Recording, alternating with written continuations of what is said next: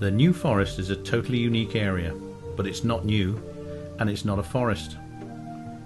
It was created by William the Conqueror in 1079 when he named it his Nova Foresta, his New Forest.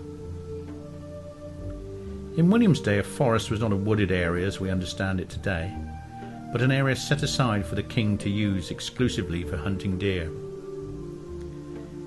Today the New Forest is a mosaic of lowland heath, wetland and woodland. It's the largest remaining royal hunting forest in the UK. Whilst much of it remains Crown land, the last monarch known to hunt here was James II, over 300 years ago. The forest remains a unique example of an English medieval landscape that's changed little since its establishment over 900 years ago. This video will take you on a journey across that landscape as it changes from season to season. So sit back and enjoy a year in the New Forest.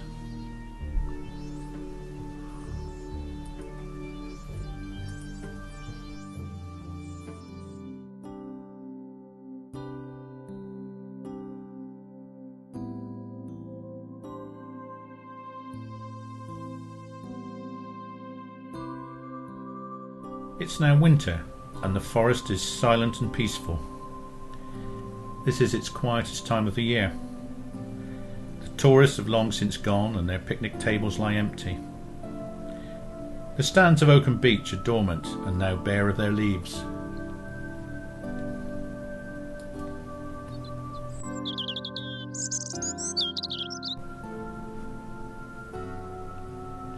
Snow isn't a common occurrence in the New Forest due to its location on the south coast.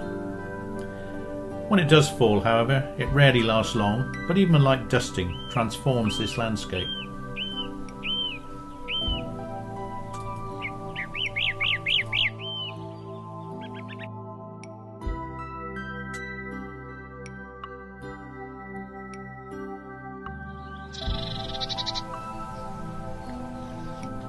Winter is a time of hardship and survival for much of the forest wildlife. Frozen ground and watercourses mean that food is in short supply, and tidbits left by the public are gratefully accepted.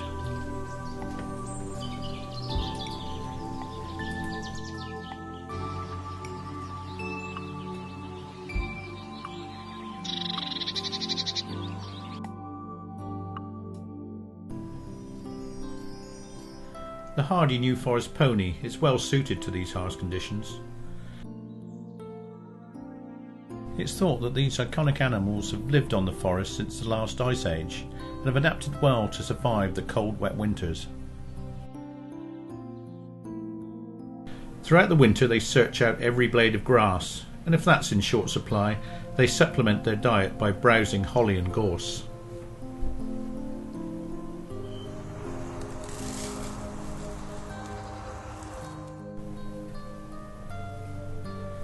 The winter winds blow across the open heaths. In their wake each year, trees that have graced the forest for many generations bow to the pressure, like this once mighty beech.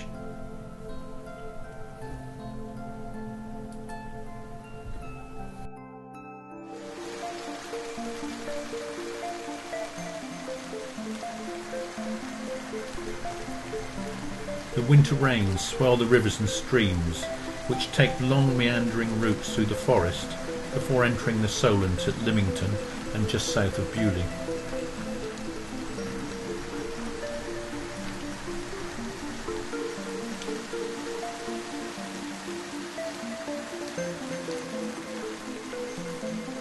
Along its twisting path to the sea, the Lymington River regularly spills over its floodplain near Brockenhurst in these conditions.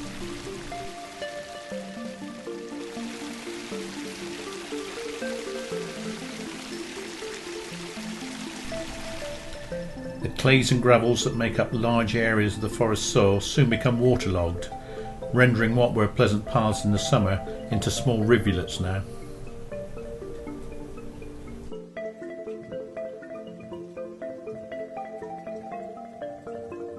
Despite the rain, the ponies graze and browse for much of the day, protected by their thick winter coats as they move across the forest in search of food.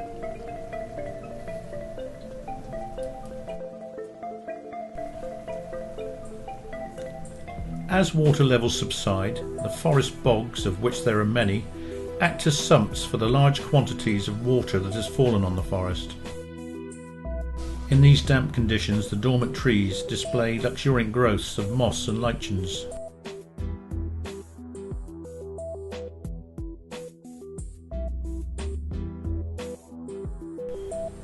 As the winter sunshine breaks through, a group of fallow bucks graze peacefully together, who only months ago were challenging each other during their annual rut.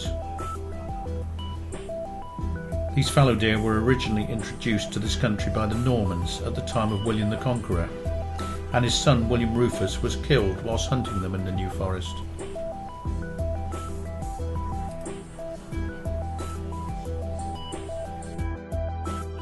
Outside of the rut, the fallow tend to congregate in single-sex groups, with the females, or does as they are called, taking care of their young who were born the previous summer. While the forest is quiet, winter is a busy time for the forester, and there are reminders along forest tracks, or rides as they are called, that this is also a working forest.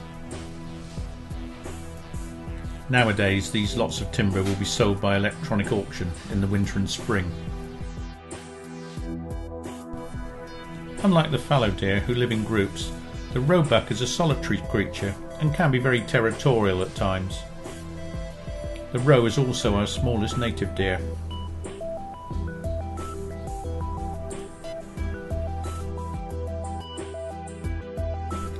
As we move into March, the first harbinger of spring appears, the hazel catkin. These catkins are the male flowers which rely on the March winds to pollinate the insignificant female flowers on adjoining bushes. It's a sure sign that spring is on the way.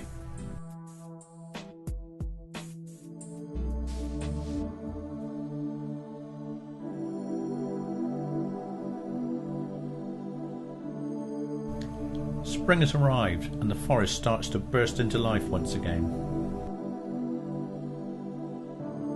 One of the flowers to herald its arrival is the wild daffodil, found in only a few places in the New Forest.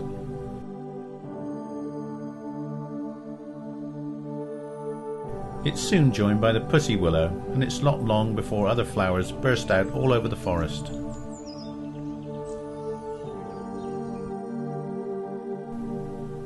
Primroses, wood anemones and wood sorrel all break into flower in early spring.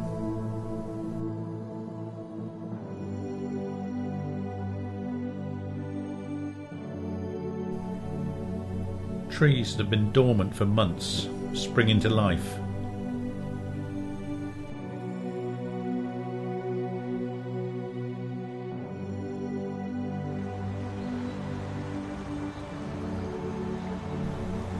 The forest streams are still in full flow, but are gradually receding from their floodplains.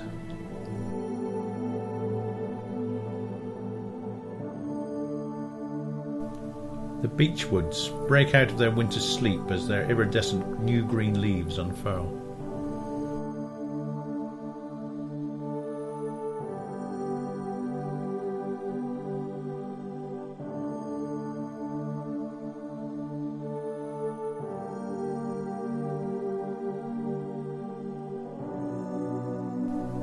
In other areas, new life is not far away, as the male swan guards his partner as she incubates their eggs.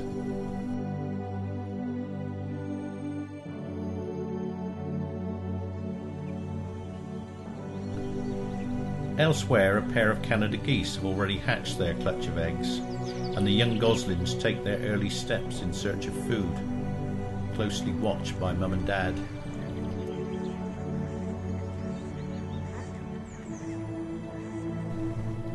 Deep in parts of the forest can be found keepers' high seats from which they undertake their deer culls. Managing the deer population in this way ensures it remains healthy with a strong gene pool. During early spring, male deer start to cast their antlers in order to grow a larger set. Deer antlers are unique in the animal kingdom in that they are made of bone, unlike the horns of other animals which are made of keratin. From the base of the old antler, known as the pedicle, a new antler will grow over the next 16 weeks. The annual ferns and dormant bracken spring into life. Soon the bracken will reach several feet in height, and whilst it can become very invasive, it also provides cover for some of the forest's wildlife.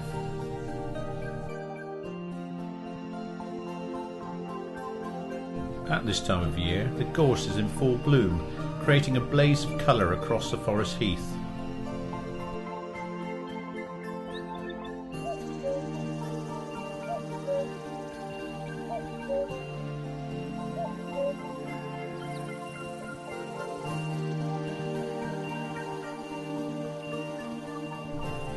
This female roe deer has a slightly scruffy appearance as she begins to molt out of her grey winter coat into her brighter summer pelage.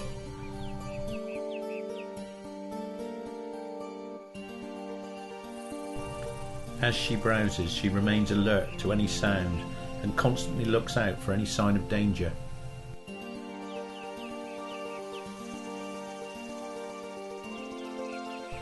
In those areas of the forest where grazing animals are excluded, bluebells form a carpet of blue in the dappled light under the forest canopy.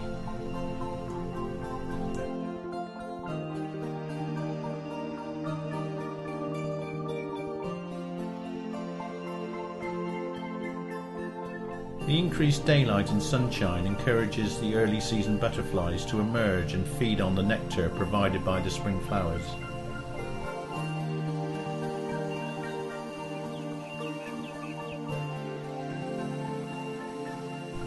In the secluded part of the forest, a group of red stags moves silently and majestically through the woods. The red is the UK's largest native land mammal, and their existence in the New Forest predates William the Conqueror.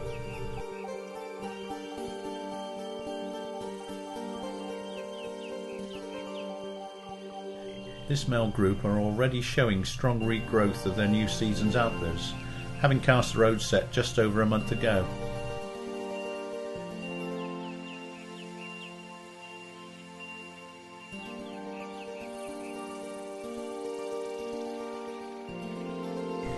Spring flowers continue to emerge, and the majestic oaks that have stood for several centuries are now in full leaf.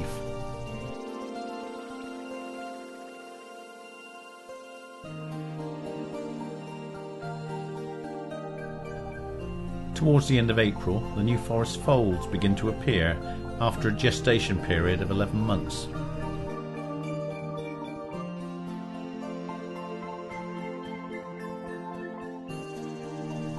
They will follow their mothers closely over the next few months while they learn how to cope with their daily rigours of forest life.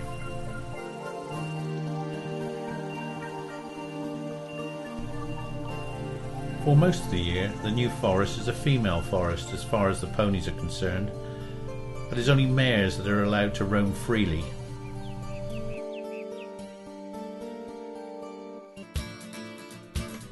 However, for a brief period in late spring, a selected number of stallions are released, and this ensures that foals are only born at a time of year when food is plentiful for them and their mothers.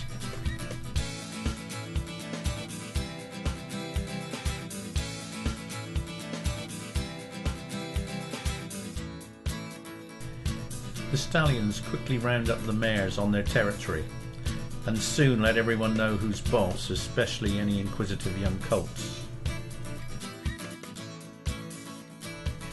Colts are always taken off of the forest in their second year.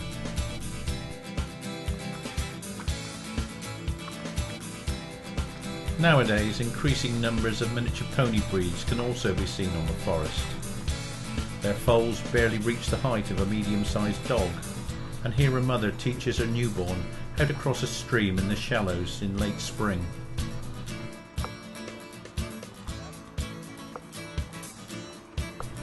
Summer is now just around the corner.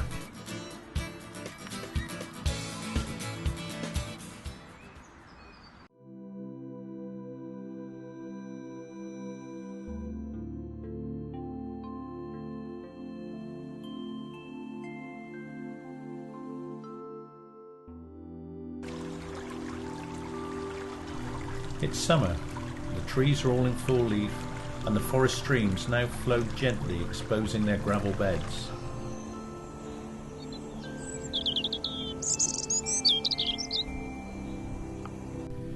We're now approaching the summer solstice with maximum hours of daylight.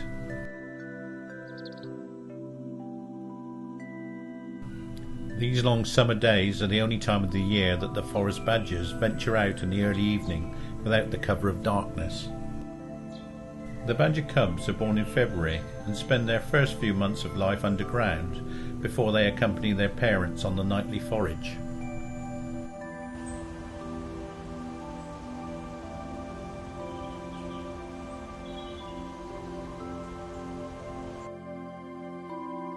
The grey squirrel takes advantage of the summer sunshine to preen itself. Whilst photogenic, these little creatures are one of the forest pests, capable of tree damage and the predation of birds' nests. The group of red deer stags are now in their distinctive summer coats, and their antlers continue to grow. Like their fallow deer counterparts, they keep in single-sex groups outside of the annual rut.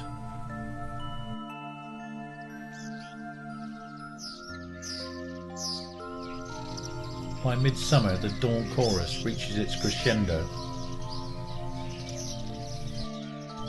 The bracken continues its rapid annual growth, onwards and upwards. Foxgloves thrive in the acidic soil of the forest, especially in patches of woodland that have recently been cleared of trees.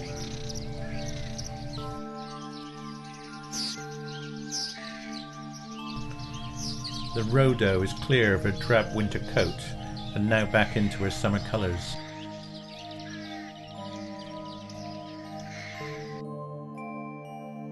The sweet scent of the honeysuckle fills the air as it winds its way through the forest understory, attracting a variety of butterflies and other insects.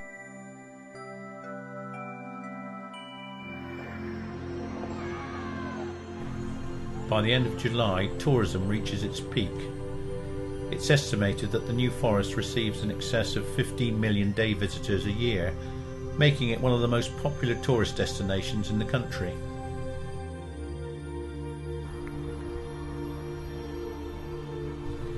It's also the time of year when the sound of leather on willow can be heard on the village greens, and the unimpressed local livestock retreat to the boundary.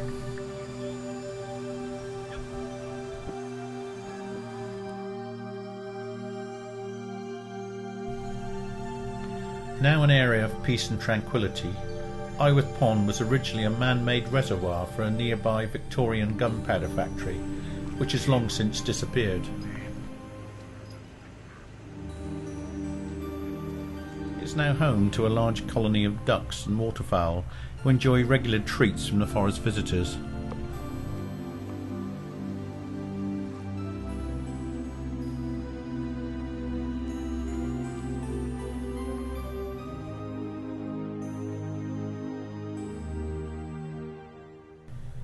The forest butterfly population is now at its peak as they fly between their favourite nectar plants. Being unable to regulate their own body temperatures, they're at their most active on hot, sunny summer days.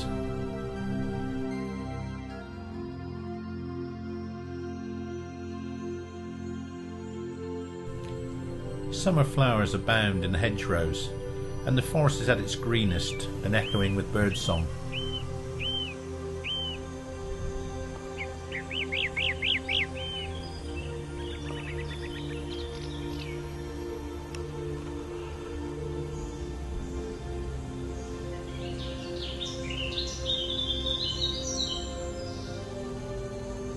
Phallowbucks graze on the plentiful supply of grass and in fact any young shoot of woodland flowers and plants.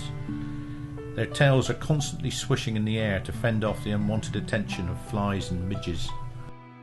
Their antlers are now almost fully grown but still covered in a fine velvet-like skin which carries the blood supply to the growing bone.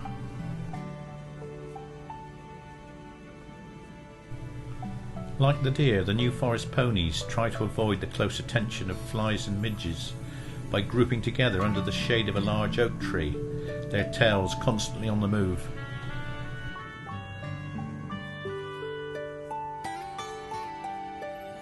Each pony must carry the brand of its owner, and these are easy to spot on their shorter summer coats, on their withers or on their hindquarters.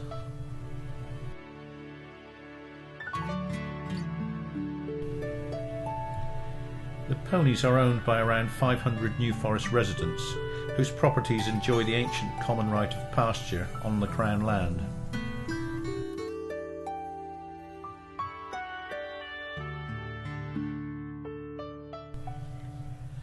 During August, the New Forest heaths are briefly covered with a carpet of reddish pink as the heathers burst into bloom.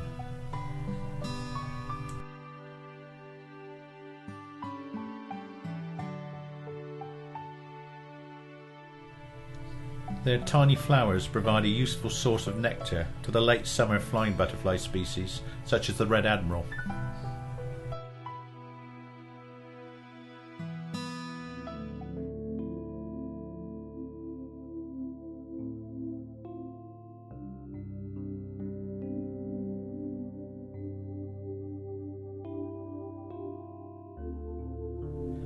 By September, tourists have reduced in number and it's time for some essential housekeeping on the forest. Early autumn sees the start of the New Forest pony roundups, or drifts as they are known. This is the only time of the year that most of these animals are handled. Once rounded up, they are held briefly in one of a series of pens located across the forest and given a quick health check before being released back onto the forest again. This is also the time when young foals are branded with the same brand as their mother. Before they are released, their tails are cut into a distinctive pattern by the adjusters, so that they know which ponies have been rounded up. Autumn is also the time for the pony sales at Beaulieu Road Auction Yard.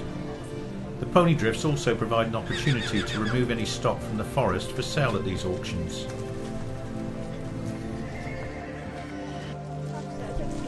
It's not just ponies that are sold at these events. Here 2 free-roaming donkeys stop to say farewell to some of their friends before setting off to view what may be of interest on some of the traders' stalls that adjoin the pens.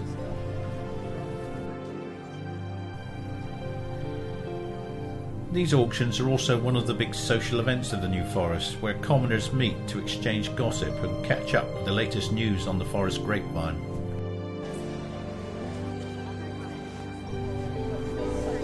In the sales ring, the ponies are paraded and bids invited by the auctioneer. In keeping with tradition, these bids are still made in guineas. At 100, 100 guineas. 10 for 110.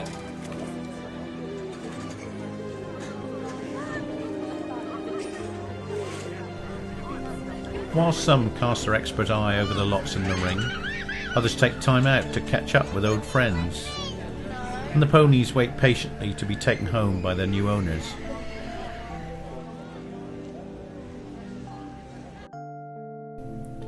In other parts of the forest, the red deer have started their annual rut. The largest stags round up as many hinds as they can and then try and defend this hind harem, as it's called, against any other stags in the vicinity. However, none will attempt to challenge unless they think that they stand a reasonable chance of success.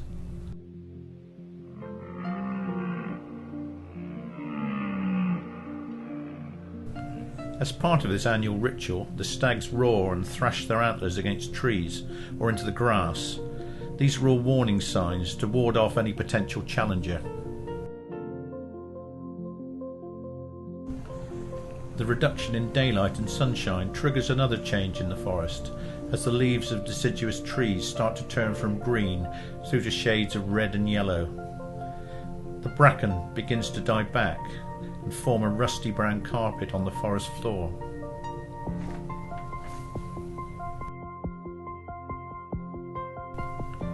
In the words of Keats, it's the season of mists and mellow fruitfulness, and in warm damp conditions like this, fungi begins to spring up all over the forest floor. It's estimated that there are over 2,700 species of fungi in the New Forest, but only a few varieties are edible, whilst some are deadly poisonous.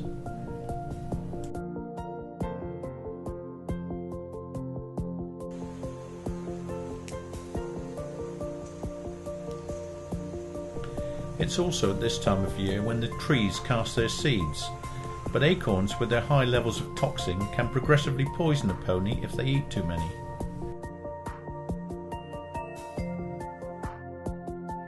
It's referred to as the pannage season, when commoners are allowed to let their pigs out on the forest for a 6-week period to feast on the acorn crop.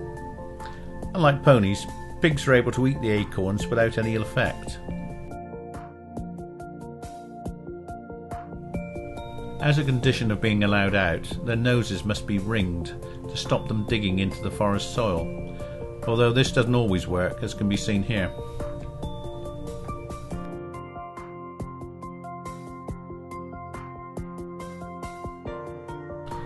A few weeks after the red deer rut sees the start of the fallow deer rut. Unlike the red stags, the fallow buck usually takes up a position in the forest known as his rutting stand, where he will make a continuous deep groaning sound to attract the females. With far more fallow deer on the forest than any of the other varieties, the sound of clashing antlers is often heard as the rival bucks fight for the right to pass on their genes.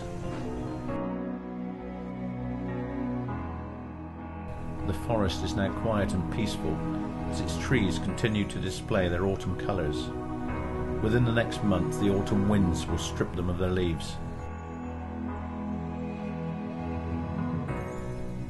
With the forest now quiet and still, it's hard to imagine that only a few generations ago it was a temporary camp for tens of thousands of Allied troops, together with their equipment and machinery, as they prepared for the largest ever seaborne invasion in world history. The New Forest was one of the main staging posts for the D-Day landings in France that eventually brought an end to World War II.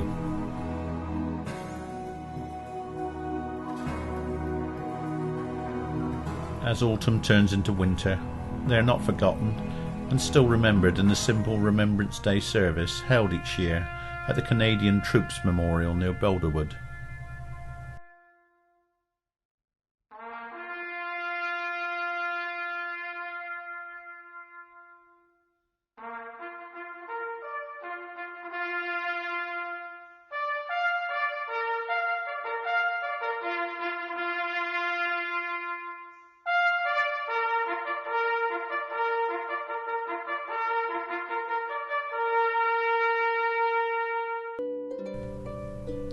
Winter is once again upon us, but before we enter into the new year, another New Forest tradition takes place at Balmer Lawn on Boxing Day, the meat of the New Forest hunt.